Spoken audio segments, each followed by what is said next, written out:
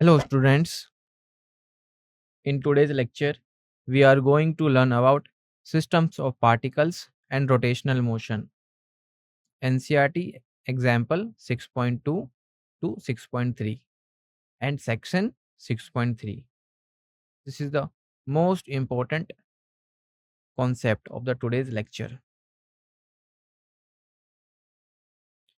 This is disclaimer.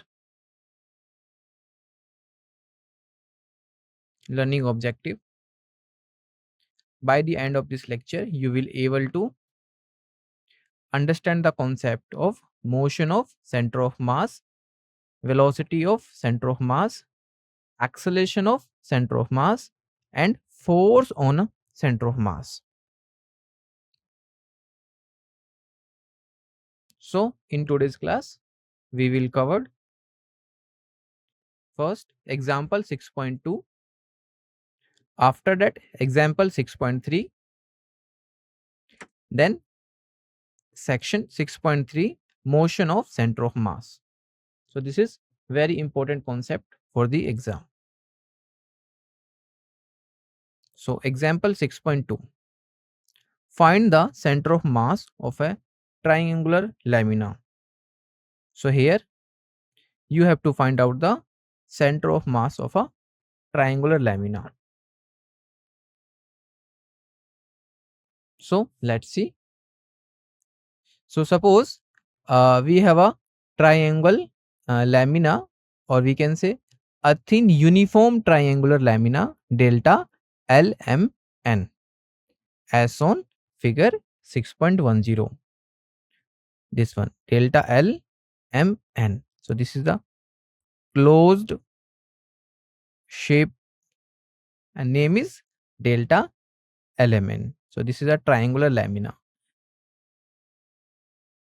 Now assume the lamina delta LMN to be made of narrow strips parallel to MN. So MN is this one, M to N.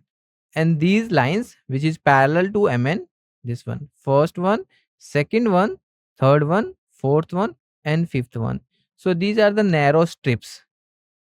These are the narrow strips which is parallel to MN, or we can say base of triangular lamina, parallel to base of triangular lamina. Yes or no? So by symmetry, each strip has its center of mass at its midpoint. So if we talk about the first strip, so the center of mass lies lies in the center of the strip, maybe this one. Similarly, if we talk about the second strip, so again here the center of mass of the strip lies it's on between the mid of the strip, this one. And similarly, the center of mass of the strip RQ is lies at this point. So similarly we can say the another strips, uh, the center of mass lies the between the strips. So now joining the midpoint of all strips, first, second, third, fourth, fifth, and sixth. So joining the midpoints of all strips, we get a median, and the name of median is LP. This is uh, understandable? Yes or no?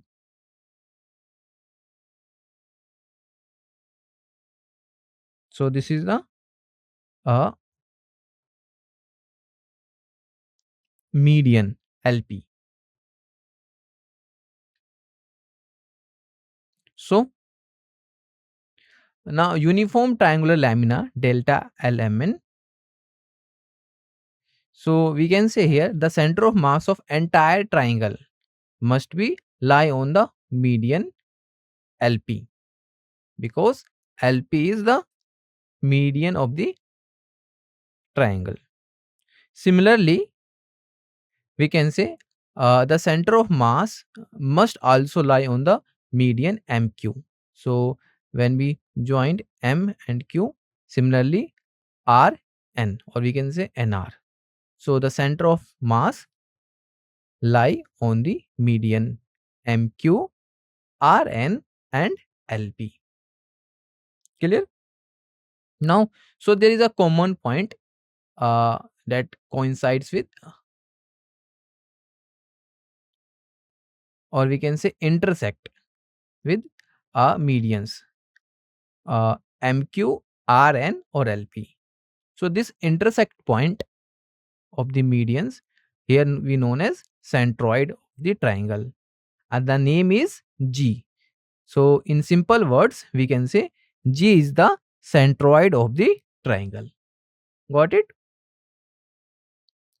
Now the center of mass of a uniform triangular lamina is at its around of the centroid. So at point G, the center of mass of the lamina lie.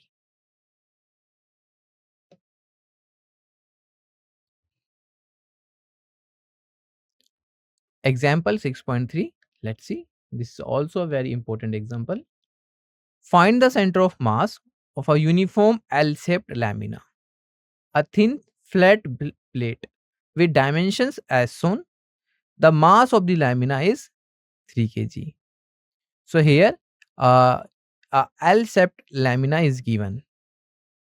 This is L-shaped lamina is given, and you have to find out the center of mass of uniform L-shaped lamina. Let's see the solution. So we have a L-shaped lamina. So first thing here we can do, that is division. Or so let's divide the lamina into three squares. First one, the center is C1. Second one, center C2. Similarly, third one, the center C3. And the important point here is this: these are the squares. C1, these are the squares, and the side is 1 meter each. As lamina is uniform, so mass of each square m equal to 1 kg, because here the given that the lamina is 3 kg. So because we divide into 3 parts, so their mass is also divided here. By the symmetry, center of mass of the 3 squares lie at the geometric centers C1, C2, C3. It means if we talk about the first lamina, their coordinates is x1, y1. So the geometric center is C1. Similarly, if we talk about the second lamina, their coordinates is x2, y2. So their center of mass lies at their geometric center is C2. And if we talk about the third lamina, so the coordinates is x3, y3, and C3 is the geometric center. And if we talk about the coordinates from the origin, so if we talk about the origin, the coordinates is 0, 0. And from origin to point A, the coordinates is 2 and 0. And from coordinates from origin to point F, so it will be 0, 2. Similarly, the coordinates is 1, 2 at point E, at point D is 1, 1, and at point B is 2, 1. Clear? Because the side of each square is 1 meter. Clear? Now, uniform. Let's find out the coordinates of the geometric center. So first, if we talk about the first lamina here, this one, their geometric center is C1. So this is lie at 1 by 2 and 1 by 2. The distance from origin is 1 by 2, 1 by 2. Because we know, listen carefully, the side of square is 1 centimeter, and C1 is the centroid of this square. It means between the side of the square. So the distance is from origin is along x-axis 1 by 2. Similarly, from along y-axis from the origin it will be again 1 by 2. So the coordinates of x1 y1 is 1 by 2 1 by 2. Similarly, if we talk about C2, so it will be 1 plus 1 by 2. So it will be 3 by 2 from the origin along x-axis. And if we talk about the y-axis, so it will be what? 1 by 2, because the side of uh, side this one from origin to along y-axis, the distance is 1 by 2 only here. So it will be 3 by 2 and 1 by 2. Similarly, we talk about the C3. So the coordinates is 1 by 2 and 3 by 2. Clear? So let's talk about the center of mass of x coordinate for uniform L-shaped lamina. So it will be x is equal to m1 x1 plus m2 x2 plus m3 x3 divided by m1 plus m2 plus m3. So this is the formula to calculate the center of mass. We know m1 is the mass, this mass of, let's suppose this is the mass of first particle, and similarly this is the distance from origin. Here m1 m2 and m3 are the masses of three squares situated at the center of mass of c1 c2 and c3.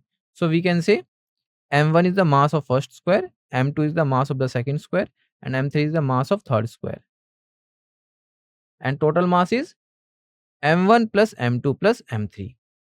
Clear? Here the important point here is this. Thus, if we talk about the centroid C2, the distance from the centroid C2 is, look at here, from origin to this point.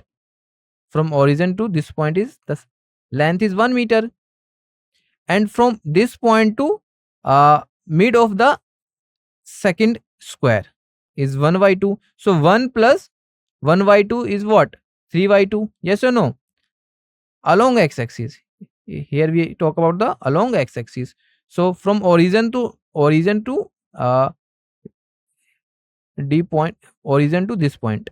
So this is the 1, and this point to centroid is 1 by 2. So 3 by 2 plus 1 by 2 is 1 plus 1 by 2 is 3 by 2. Clear? Similarly for C3. So using the coordinates of the centroids, we here find out the center of mass along for x coordinate. So it will be this one. So now here we will solving for x. So x is equal to m into distance of square first from the origin is 1 by 2. Distance of centroid first from the origin. So it will be m into x1. x1 is 1 by 2. So m into 1 by 2 plus m into 3 by 2 and plus m into 1 by 2 and divided by m plus 1. Here the mass of the square is m. The total mass is 3 kg, but the individual mass is m. So that's why here we multiplied with m. So just put the value of m, that is 1 kg. So you will be get 1 by 2 plus 3 by 2 plus 1 by 2 is 5 by 2 and divided by m plus m plus m. So it will be 3m. So here m cancel out. The remaining term is 5 by 6. So this is the distance from origin, center of mass, distance of center of mass from origin. Similarly, here we can calculate for y. So y coordinate of center of mass So we have the formula, that is m1y1 plus m2y2 plus m3y3 divided by m1 plus m2 plus m3. We know m1 is the mass of the first square. Similarly, m2 is the mass of the second square, and m3 is the mass of the third square. And y1, y2, and y3 are the coordinates. And c1, c2, and c3 are the centroids of the square. Clear? So here, solving for y, so it will be m into 1 by 2 plus m into 1 by 2 plus m into 3 by 2 and divided by m plus m, because the mass of the lamina is 3 kg. So the mass of each square is 1 kg. It means the mass of each square is equal. So that's why here we choose m1 is equal to m. Similarly, m2 is equal to m and m3 is equal to m. So solving this, we will get the value of y. So solving for y, it will be y is equal to 5 by 2 m and divided by 3m. So cancel out, the remaining term is y is equal to 5 by 6. Therefore, we can say the center of mass of L-shaped lamina lies on the OD with coordinates 5 by 6 and 5 by 6, because the value of x is 5 by 6 and value of y is 5 by 6. So this is the coordinates of the center of mass.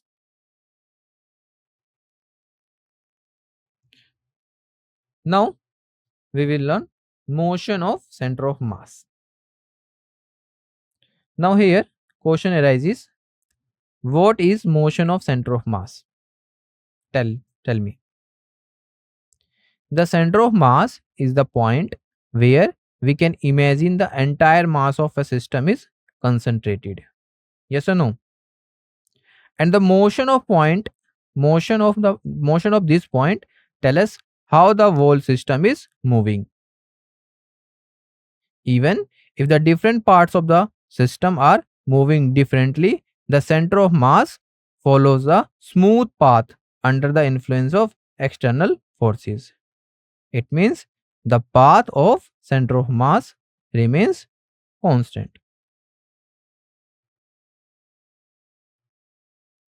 So let's see the definition. So motion of center of mass is a movement of a single point that represents the average position of the whole mass in a system. Single point means center of mass along which whole body of the system moves. Example, when a ball explodes into fragments in air, its center of mass follow a original parabolic path unaffected by internal explosion. It means suppose we thrown a ball and that ball explodes into fragments in air. So the center of mass follow the original parabolic path because it is unaffected by internal explosion. It depends on external forces. If we talk about the another example, a person is walking inside a moving train. Person is going forward, train is also moving forward. So from outside, the overall motion of the person plus train system is understood by looking at where the center of mass is and how it is moves. If you apply brakes, the entire system slows down and the center of mass reflects this change.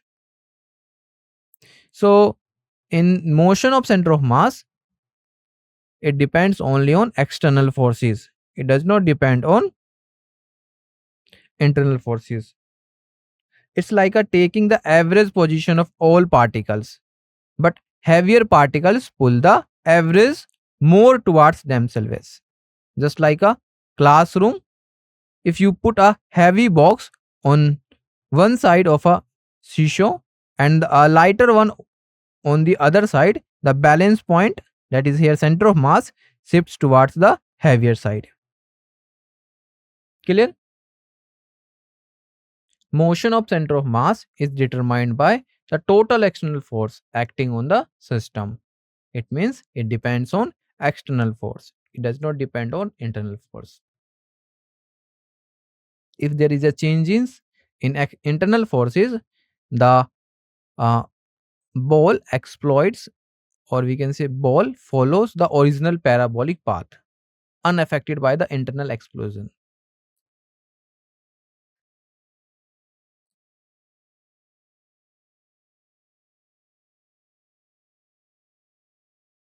So velocity of center of mass. So if we talk about the velocity of center of mass, so it defined as the rate at which the center of mass position changes over time.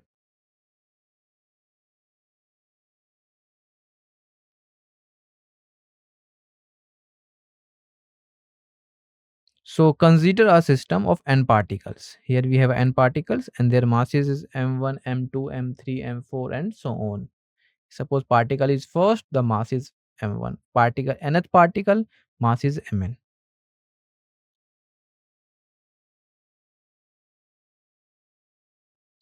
So here we have to find out the velocity. So we know the position vector of center of mass, that is uh, summation I is equal to 1 to n MIRI divided by m. M is the total mass of the system. So capital R is the position vector. So from the position vector to velocity, we know the method is only differentiation with respect to time. So dr upon dt gives the velocity of center of mass. So let's take where we know m is the m1 plus m2 plus m3 plus mn, total mass of the system. So velocity of center of mass. So mr is equal to summation I is equal to 1 to n. So it will be MIRI. If we put the value of I is equal to 1, so it will be M1R1. If R is equal to 2, I equal to 2, so it will be M2R2. Similarly, if I equal to n, so it will be MNRN, where I is the position vector of the ith particle.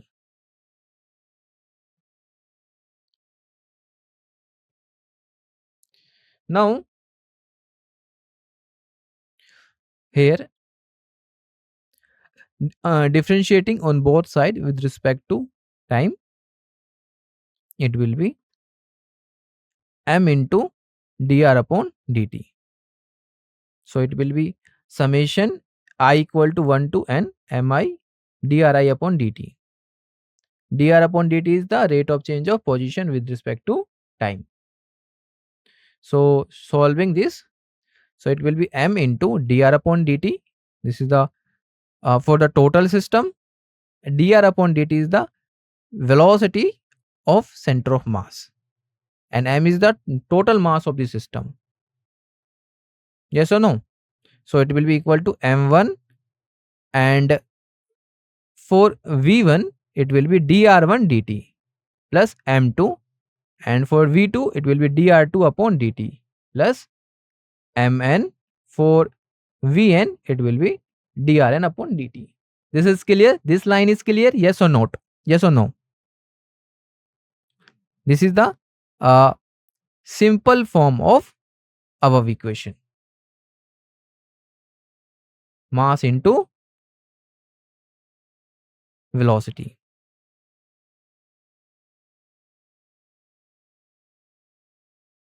So mv is equal to m1, mv is equal to m1 v1 plus m2 v2 plus mn vn.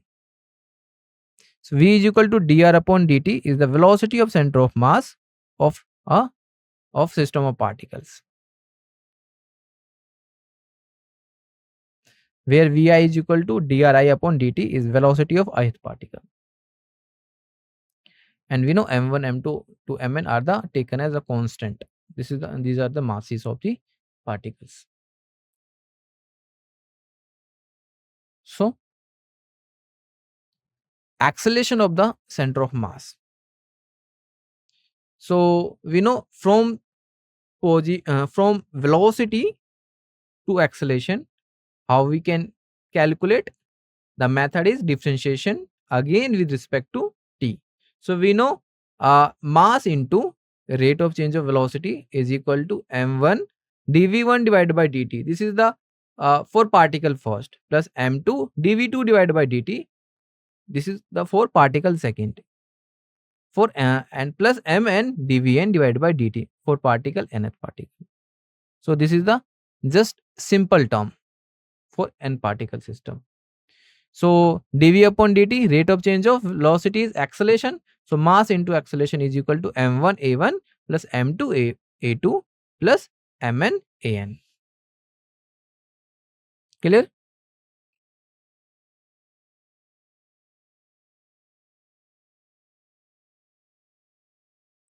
Where a is equal to dv upon dt is the acceleration of the center of mass of the system of particles.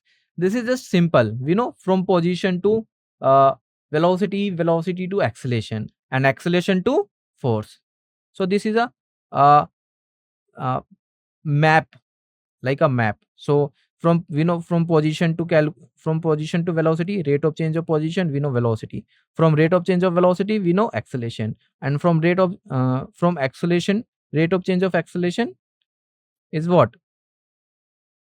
Tell me.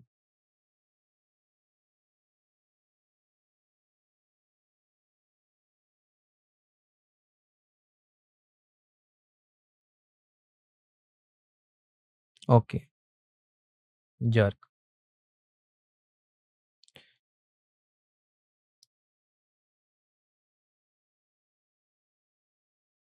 So this is the acceleration. So ai is equal to dvi upon dt is the acceleration of the ith particle. Now we already calculated we already know the position, velocity, acceleration. Now using these quantities, we will calculate the force on center of mass.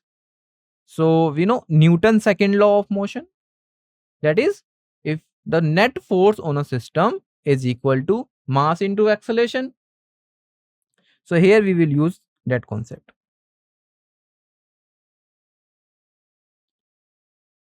So in a system of n particles, suppose we have a system and the total number of particles is n, and force on ith particles of mass mi is, and acceleration ai is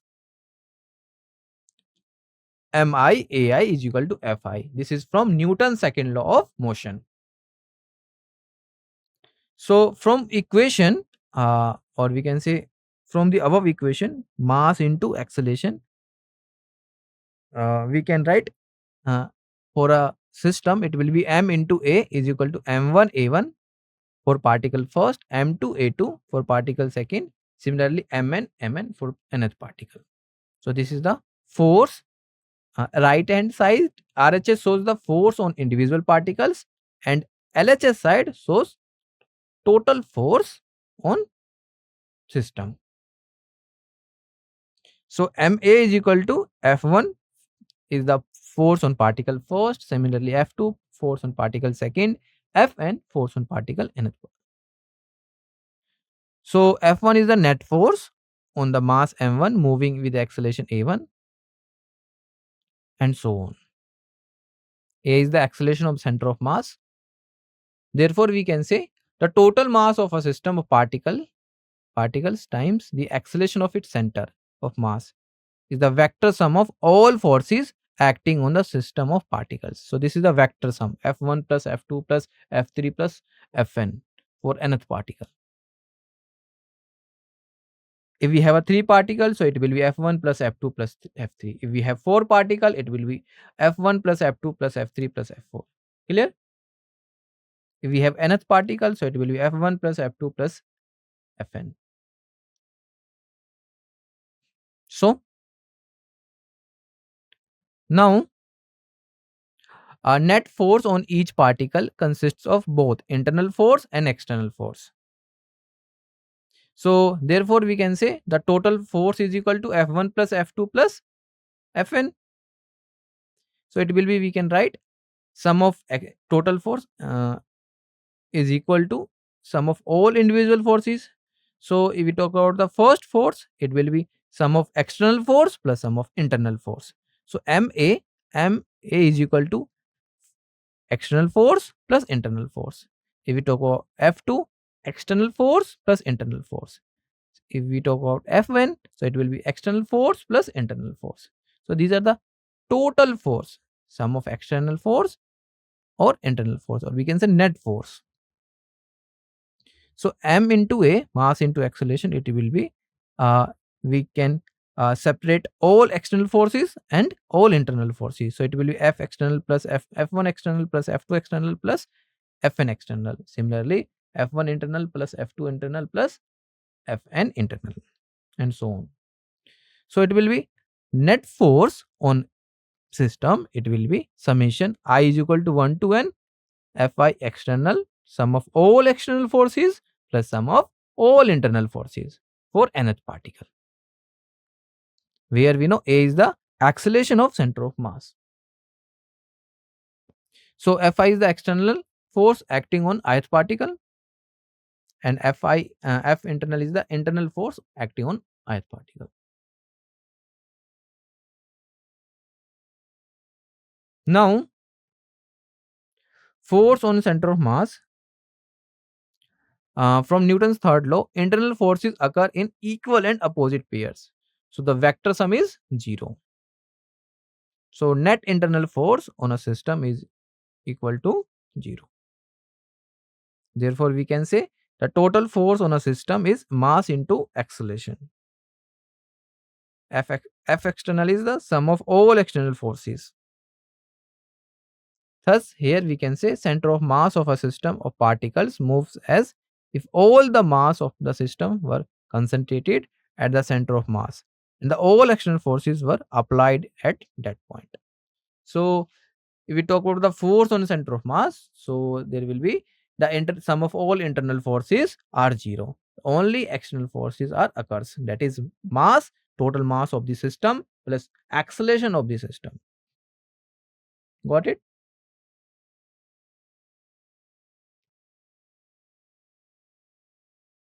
So, example of motion of center of mass. So the center of mass of the fragments of the projectile continues along the same parabolic path which it would have followed if there were no explosion. So when we thrown a uh, ball, and so if there is a explosion between the motion, so there will be no change in the path of the ball. It will be follow parabolic path because center of mass depends on external force. It does not depend on internal forces. So a projectile like a firecracker follows a parabolic path. So if it explodes in the mid-air, in that case, the internal forces of the explosion are large, but they are internal. So they not affect the path. The fragments fly off in the different directions. The only external forces is gravity, which is unchanged here. Therefore, the center of mass of all fragments continues to follow the original parabolic path it would have taken if no explosion had occurred. It means center of mass uh, depends on motion of center of mass depends on external forces. Now we will summarize. First, position vector of center of mass for a system of nth particle r is equal to summation I equal to 1 to n MIRI divided by total capital M. And velocity of center of mass mv is equal to summation I equal to 1 to n MIVI. And acceleration of center of mass A is MA is equal to summation I equal to 1 to n MIAI. So we can say net force on the system of particles, ma, capital M into capital A, is equal to sum of external forces but sum of internal forces. But we know total internal forces, the sum of total internal forces is 0. So it will be the equation will be mass into acceleration is equal to F external. So motion of a body depends only on external forces acting on it, and this is very important concept. This is very important concept. So don't neglect it. Clear? Now we have some practice questions for you, and this is homework. First, if a system of particles has masses m1 is equal to 2 kg, m2 is equal to 3 kg, with velocities v1 is equal to 2 I cap meter per second, v2 is equal to 3 I cap 3 j cap meter per second. Find the center of mass. So here v1 and v2 have a same direction, but speed is different. You have to find out the center of mass. Second, if the position vector of the particle of the mass is given r is equal to t2 square I cap plus t2t j cap, find the acceleration of vector. Third question, in a system of 3 particles, if mass into acceleration is equal to 20 I cap Newton, where m is the total mass and capital A is the acceleration of center of mass, what is the sum of all external forces? So here you have to find out the sum of all external forces.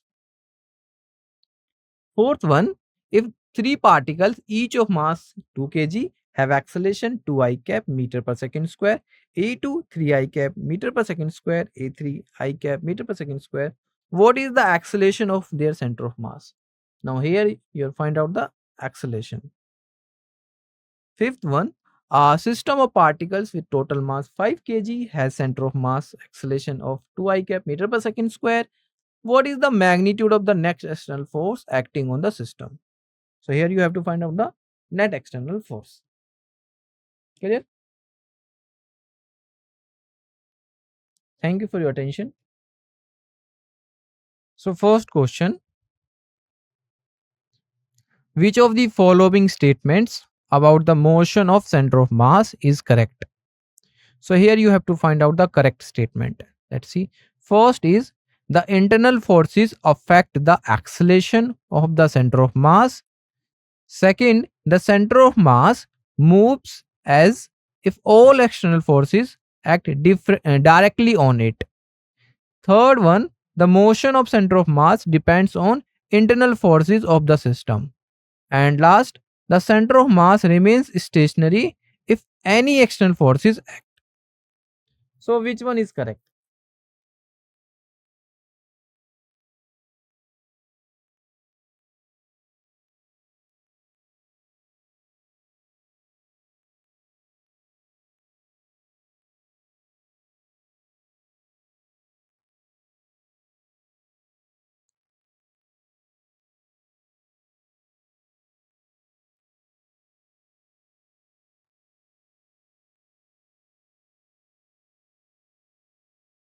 So the center of mass moves as if all external forces act directly on it.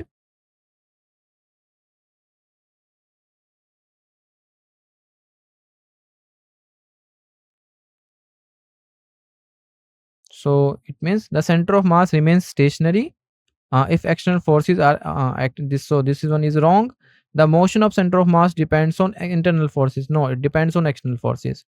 The internal forces affect the acceleration of the acceleration of the center of mass. No, because it does not depend on internal forces. So this one is correct.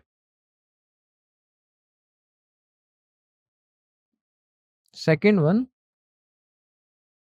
a projectile explodes mid-air into fragments. So suppose we have a projectile like this, and it explodes between here, like here. It explodes in different directions. So what happens to the center of mass of the system? So here you have to find out the about the center of mass. It stops immediately. Option A. Option B. It changes its path due to internal forces. Option C, it continues along the original parabolic path. And D, it moves vertically downward. So which option is correct?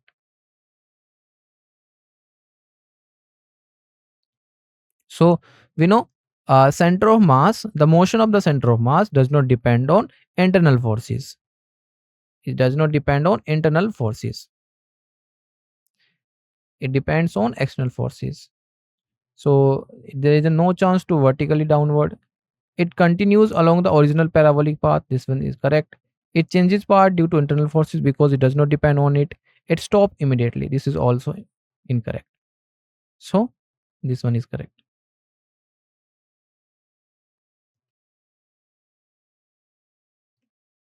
Third one, for a system of particles, the acceleration of the center of mass is given by what?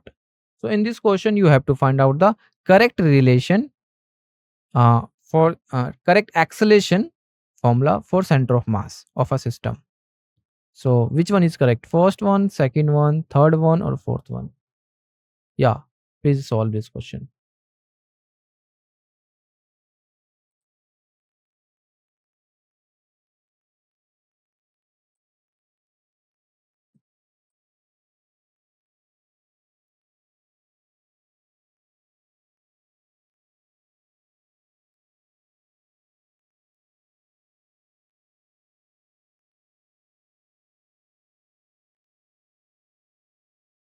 We know Newton's second law of motion. Total external force is equal to mass into acceleration. So here we talk about the a system of particles. System. So total mass of the system is capital M. So we know sum of total forces. So force external forces plus internal forces. Internal forces. But here internal forces are equal to 0. So the remaining force is only external. So according to Newton's second law, the total acceleration is ma, mass into acceleration, is equal to sum of all external forces from one particle to another particle into uh, external force. So which one is correct?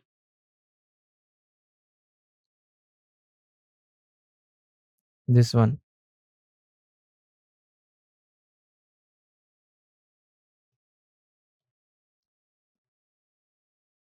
or D1? Please answer. This one is correct or this one? Mass into acceleration is equal to, so D1. Yes or no?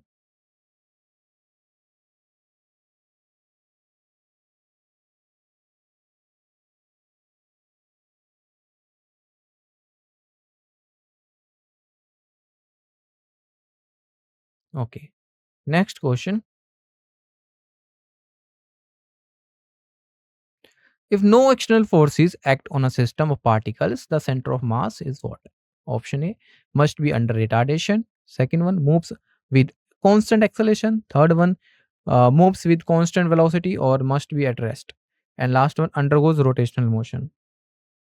So there is a no external forces. So if we talk about the motion of center of mass, so it depends on only external force. So but in this question, there is a no external force, absence of external force here. So which one is correct?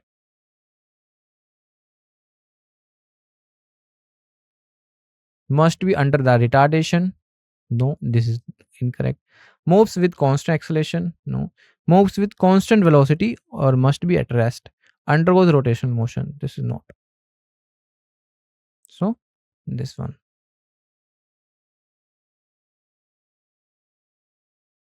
Last one. Which physical quantity of a system of particles is determined solely by external force? Option A, angular momentum. Option B, linear momentum of individual particles. Option C, acceleration of the center of mass and internal energy. So which one is correct? Please answer. You have a 1 minute.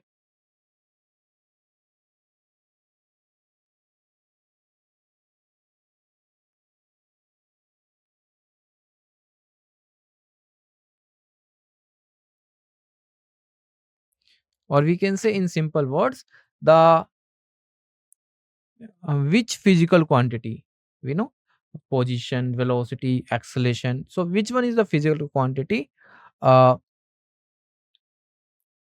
determined solely by external forces?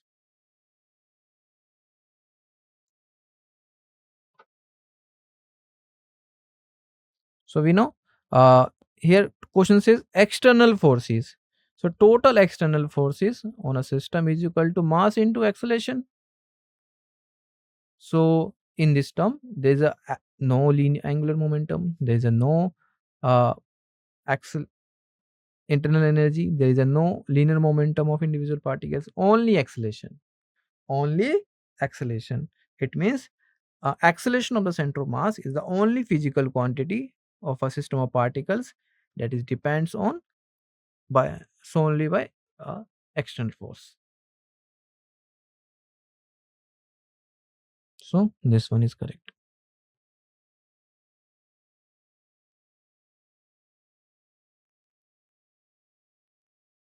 Save and submit.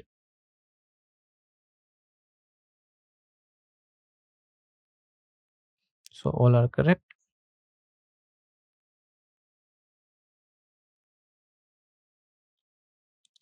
Let's see the solution. So these are the solutions of for question first, second,